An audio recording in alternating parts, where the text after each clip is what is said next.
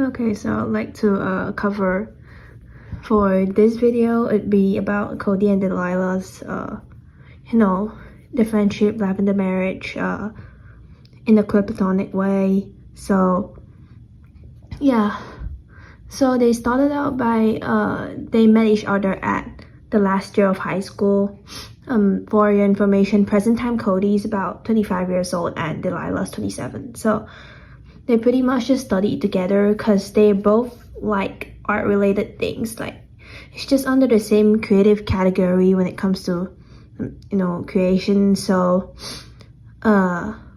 practically, yeah, Cody is studying in music and Delilah is studying in fashion. They were both in an art school, and they also studied in university together as their respective subjects. And after that, both of them just became teachers at the art school, the high school that teaches art, the art college basically. So they just basically work as teachers at that school.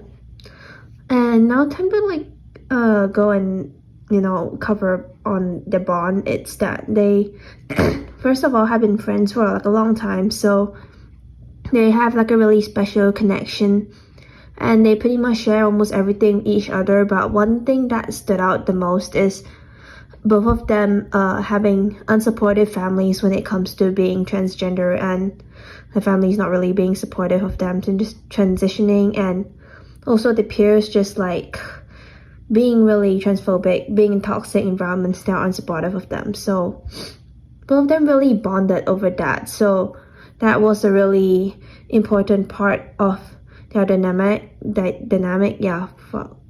I cannot hear in one of my ears right now, so it sounds like weird whenever I speak. Oopsie. But yeah, they are like pretty close. And at some point, Cody also had a crush on Delilah, but she rejected him because, well, she's lesbian and Cody's bi, and he's a man. So, but they pretty much just stayed as friends, even if it was awkward for a certain period of time, because they realize how much they still mean to each other, and they think about the times where they first started off and what they have now. So, and since they're like, they got like married to stay stealth after both of them fully transitioned, like top and bottom surgery transitioning. So, and also started like a new life where they want to be in an environment free of judgment, and they never really came out as trans to like any of their peers. They're like openly queer in some spaces, like, oh, Cody just like has people knowing that he's bi, and Delilah, some students know that she's lesbian and all, but they don't know that Cody and Delilah are trans. They just kept that pretty much stealth.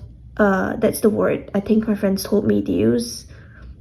So yeah, they're not out, and they don't have contact with any of their families anymore. Cody and Delilah also eventually adopted kids, and yeah, I haven't really thought about what I want for the kids yet, but I think they'll probably have about 1 or 2.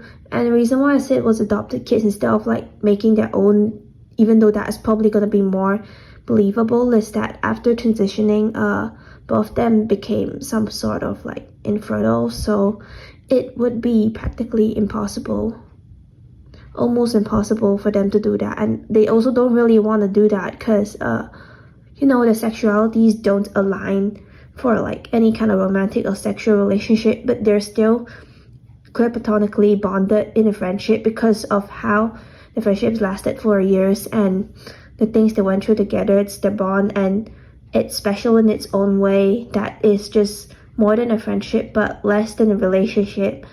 They just mean to each other more than any of the friends would mean to them. And both of them, yes, they do seek external relationships outside of each other.